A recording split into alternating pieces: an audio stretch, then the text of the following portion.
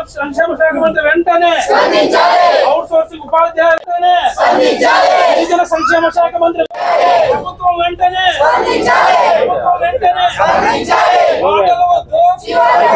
మాటలు వద్దు మాటలు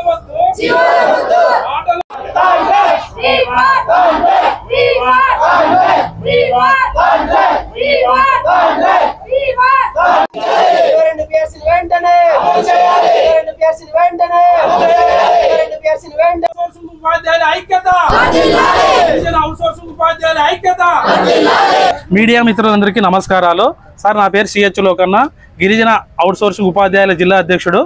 సార్, మా ప్రధానమైనటువంటి డిమాండ్లు ఏమిటంటే ముఖ్యంగా 22 PRCని అమలు చేయాలి, కాంట్రాక్ట్లోకి మార్చాలి. ఏ విధంగా కాంట్రాక్ట్లోకి మార్చాలంటే మేము అందరూ ఎలిజిబుల్తోనే శాంక్షన్ పోస్ట్లో జాయిన్ అయినాం సార్. ముఖ్యంగా ప్రధానమైనటువంటి డిమాండ్లలో ఇవి రెండు మాకు నెరవేరిస్తే మా ఉద్యమాన్ని విరమించుకోవడానికి కూడా ప్రయత్నం చేస్తున్నాం.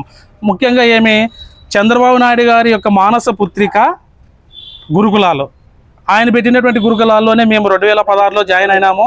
ఇంకా 24లో కూడా 2004లో కూడా జాయిన్ అయినటువంటి వాళ్ళు కూడా ఉన్నారు. దాదాపు మేము 5 సంవత్సరాల నుంచి 15 సంవత్సరాలు 20 సంవత్సరాల వరకు గిరిజన సంక్షేమ గురుకుల స్కూల్లో కానీ కళాశాలలో కానీ వర్క్ చేస్తున్నాం మేము. కానీ మాకు అప్పటి నుంచి 2017 PRC తప్ప మాకు ఇప్పటి వరకు రూపాయి కూడా పెంచలేదు. కావున ఇప్పుడు ఈ ఉద్యమ బాట పట్టడానికి ప్రధాన కారణం ఏమంటే మెగా డిఎస్సిలో 1143 పోస్టులను కలిపారు. వెంటనే ప్రభుత్వం వాటిని విరమించుకోవాలి. ఎందువల్లంటే దాదాపు 20 సంవత్సరాల నుంచి మేము వర్క్ చేస్తున్నాము గిరిజన సంక్షేమ శాఖలో ఉపాధ్యాయులుగా. మాకిన అక్కడ రెగ్యులర్ టీచర్లు వస్తే డిఎస్ఓ ద్వారా నింపితే మా బ్రతుకులు రోడ్డును పడతాయి, మా పిల్లల చదువులు అన్యాయం అయిపోతాయి. వీటిపైన ఆధారపడి మేము జీవిస్తున్నాము. కావున ప్రధానమైనటువంటి డిమాండ్లో భాగంగా మమ్మల్ని వెంటనే సిఆర్టీలు చేసి 2022 PRC ప్రకారము జీతాలు ఇవ్వాలి అని ప్రభుత్వానికి డిమాండ్ చేస్తున్నాం సార్. ఇంకా ఇక్కడే కాదు, మేము దాదాపు 28 రోజులు 29 రోజులు అవుతుంది ఉద్యమాన్ని కొనసాగించబట్టి. రాష్ట్ర నాయకులు పిలుపు మేరకే 21 వరకు ఈ కార్యక్రమాన్ని కొనసాగించడం జరుగుతుంది సార్.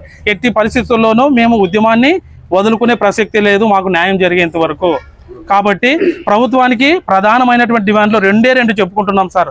మాకు ప్రభుత్వం వెంటనే స్పందించి ఏం చేయాలంటే కాంట్రాక్ట్లోకి మార్చి మమ్మల్ని అందరినీ 1600 రాష్ట్రం మొత్తం 1659 మంది ఉపాధ్యాయులు, అధ్యాపకులు, పీఈటీలు, ఆర్ట్ అండ్ క్రాఫ్ట్లు వర్క్ చేస్తున్నాము. మేము మా 1659 మందిని వెంటనే సిఆర్టీగా మార్చి 2029 PRCని అమల్లోకి తీసుకురావాల్సిందిగా ప్రభుత్వాన్ని డిమాండ్ చేస్తున్నాం సార్. Thank you sir. రాష్ట్ర వ్యాప్తంగా ఉన్నటువంటి గిరిజన గురుకుల పాఠశాలకు సంబంధించినటువంటి బోధన సిబ్బంది దాదాపు నెల రోజుల నుంచి వాళ్ళు విధులను బహిష్కరిస్తూ వాళ్ళకు జరుగుతున్నటువంటి అన్యాయం పైన న్యాయం చేయాలని చెప్పేసి గౌరవ ముఖ్యమంత్రి చంద్రబాబు నాయుడు గారికి సైతం తెలియజేయడం జరిగింది. మళ్ళీ జగన్మోహన్ రెడ్డి ప్రభుత్వంలో అవుట్ సోర్సింగ్ వాళ్ళని కాంట్రాక్ట్ ఉద్యోగులుగా మారిస్తే మళ్ళీ సోషల్ వెల్ఫేర్ అంటే ఎస్సీ గురుకుల పాఠశాల మరియు కేజీబీ స్కూల్కి సంబంధించిన వాళ్ళని న్యాయం జరిగింది. గిరిజన పాఠశాలలో పనిచేసినటువంటి ఉద్యోగులకు చాలా అన్యాయం జరుగుతుంది. గిరిజన మానస పుత్రికలు అని చెప్పేసి గొప్పలు చెప్పుకున్నటువంటి గౌరవ ముఖ్యమంత్రి చంద్రబాబు నాయుడు గారు ముఖ్యమంత్రి అయ్యారు కాబట్టి ఆయనైనా ఇప్పటికి స్పందించి 2022 PRC ప్రకారం వెంటనే వీళ్ళకి జీతాలు చెల్లించాలి. అలాగే వీళ్ళు ఉద్యోగ భద్రత కల్పించకపోతే మాత్రం వీళ్ళు బతుకులు చాలా అధ్వాన పరిస్థితుల్లో ఏర్పడే వాతావరణం ఉంది. కాబట్టి వీళ్ళు చేసినటువంటి ఉద్యమాలని ప్రభుత్వం వెంటనే గుర్తెరిగి 1659 మంది ఉద్యోగులకు న్యాయం చేయాలి. అందులో అనంతపురం జిల్లా ఉమ్మడి జిల్లాలో ఉన్నటువంటి 120 మంది గురుకుల పాఠశాలకు సంబంధించినటువంటి సిబ్బందికి న్యాయం చేయకపోతే మాత్రం దళిత గిరిజన సంఘాల జేఏసీగా మేము వాళ్ళకు అండగా ఉండి చివరిదాకా పోరాడతామని చెప్పి తెలియజేస్తున్నాం. రాష్ట్ర వ్యాప్తంగా 161 గిరిజన ఆశ్రమ పాఠశాలలో గత 15-20 సంవత్సరాలుగా పనిచేస్తున్నటువంటి కాంట్రాక్ట్ అవుట్సోర్సింగ్లో పనిచేస్తున్నటువంటి సిబ్బందికి ప్రధానంగా టీచింగ్ ఫ్యాకల్టీకి కనీస వేతనాలు కూడా అమలు చేయట్లేదు. ఒకవైపు ఏమో విద్య శాశ్వతమైనది అని చెప్పేసి సుప్రీంకోర్టు చెప్తోంది. శాశ్వతమైన పనుల్లో శాశ్వత ఉద్యోగులు తప్ప కాంట్రాక్ట్ అవుట్సోర్సింగ్ ఉండకూడదని చెప్పేసి గతంలో సుప్రీంకోర్టు రాష్ట్ర ప్రభుత్వాలకు హెచ్చరిక చేసినప్పటికీ కూడా ఈరోజు సుప్రీంకోర్టు చెప్పినట్టు కూడా పట్టించుకునే పరిస్థితి లేదు. ఏదో ఎంతో రాజకీయ అనుభవం ఉన్నటువంటి ముఖ్యమంత్రి గారు ఈరోజు గొప్పలు చెప్పుకుంటున్నారు. అందుకనే రాజకీయ అనుభవం ఏమైంది? ఈరోజు విద్య చెప్పేటువంటి గిరిజన ప్రాంతాల్లో వెనకబడినటువంటి కులాలకు సంబంధించినటువంటి గిరిజన ఆశ్రమ పాఠశాలలో పనిచేసేటువంటి ఆ సామాజిక తరగతులకు మీ సామాజిక న్యాయం ఏమైందని చెప్పేసి ఈ సందర్భంగా అడగదలుచుకున్నాం. ఇప్పటికైనా కాంట్రాక్ట్ ఉద్యోగులుగా వాళ్ళు గుర్తించాలి, సమాన పనికి సమాన వేతనం ఇవ్వాలని చెప్పేసి మేము సిఐటిగా కోరుతున్నాం.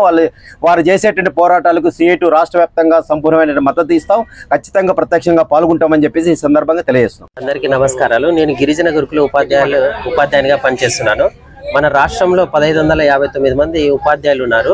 అందులో గవర్నమెంట్కి మేము రిప్రజెంటేషన్ ఇచ్చాం. ఏమని అంటే, మాకు న్యాయమైన డిమాండ్లు పరిష్కరించకపోతే మేము విధులకు హాజరు కామనేసి నోటీసులు ఇచ్చాం 15 రోజుల ముందుగానే. మా గిరిజన అధికారులు కానీ మా సంబంధిత అధికారులు కానీ నోటీసులు ఇచ్చి మేము 31 రోజులు అవుతుంది నిరసన తెలియజేసి. మా సమస్యలు ఇంతవరకు ఎటువంటి ప్రభుత్వ అధికారులు కూడా పట్టించుకోకపోగా విద్యాలయాల్లో స్కూళ్ళలో విద్యార్థులు అల్లకొల్లలం అవుతున్నారు. వాళ్ళకి టీచర్ లేక ఒకే ఒక ప్రిన్సిపాల్తో అన్ని స్కూల్స్ నడుస్తున్నాయి. ఈ విద్యా వ్యవస్థలో విద్యార్థులు చాలా నష్టపోతున్నారు. ఉపాధ్యాయులేమో రోడ్లెంబడి తిరుగుతున్నారు న్యాయం చేయమనేసి. ప్రభుత్వం ఇంతవరకు పట్టించుకోకపోగా మమ్మల్ని కాంట్రాక్ట్ చేయమని అడుగుతున్నాము. అదే 2 సంవత్సరాలుగా పనిచేసిన కేజీబీ స్కూల్స్ కావచ్చు, మోడల్ స్కూల్స్ కావచ్చు, గత ప్రభుత్వము 2 years ఎక్స్పీరియన్స్ వాళ్ళకి కాంట్రాక్ట్ చేయడం జరిగింది. మేము గత 15 ఏళ్లుగా గిరిజన గురుకులం నమ్ముకొని పనిచేస్తున్నాము. మా న్యాయమైన డిమాండ్ వాళ్ళలాగా మాకు కూడా కాంట్రాక్ట్ చేయమని అడుగుతుంటే మా సమస్యను పరిష్కరించకపోగా 32 రోజులు ఉపాధ్యాయులు 30 తిప్పులు పడుతున్న ప్రభుత్వం ఏదైనా ఉందంటే ఈ ప్రభుత్వమే తెలియజేస్తున్నాము. ఇప్పటికైనా ప్రభుత్వ అధికారులు మేల్కొని మా 1659 మంది కుటుంబాలని ఆదుకోవాలని మేము సవినయంగా కోరుకుంటున్నాము. మా న్యాయమైన డిమాండ్ ఒక్కటే, కాంట్రాక్ట్ చేయమని అడుగుతున్నాము. ఇప్పుడు వాళ్ళకి చదువు చెప్పే నాదులైతే ఒకరు లేరు. ఇప్పుడు 3 నెలలు పోతే 10th క్లాస్ ఎగ్జామ్ జరుగుతున్నాయి. వాళ్ళకి ఏ విధంగా చదువుకుంటారు, ఏ విధంగా ఉంటారు వాళ్ళు? కనీసం అక్కడికి వెళ్ళింటే ఏం రెస్పాండ్ అవ్వట్లేదు. ప్రిన్సిపాల్ కానీ చెప్పారు ఒక 3 రోజులు మీకు టీచర్స్ వస్తారని చెప్పేసి. నెల అవుతున్నా కానీ టీచర్స్ అందరికీ ధర్నాలు చేస్తున్నారు, కానీ అక్కడ పిల్లలు హాస్టల్లో ఒంటరిగానే ఉన్నారు సార్. ఇప్పుడు చదివే పిల్లలకి ఎగ్జామ్స్ ఇంకా 3 months పోతే ఎగ్జామ్స్ జరుగుతున్నాయి. వాళ్ళు ఏ విధంగా ఎగ్జామ్స్ రాయాలి? ఇప్పుడు ఇక్కడున్న టీచర్స్కి అందరికీ న్యాయం జరుగుతూనే కదా అక్కడ పిల్లలకు న్యాయం జరుగుతుంది. దయచేసి మీకు ప్రభుత్వానికి ఏం చెప్తున్నానంటే, ఇక్కడ మా పిల్లలకి న్యాయం చేయండి, ఇక్కడ టీచర్స్కి న్యాయం చేయాలని నేను కోరుకుంటున్నాను.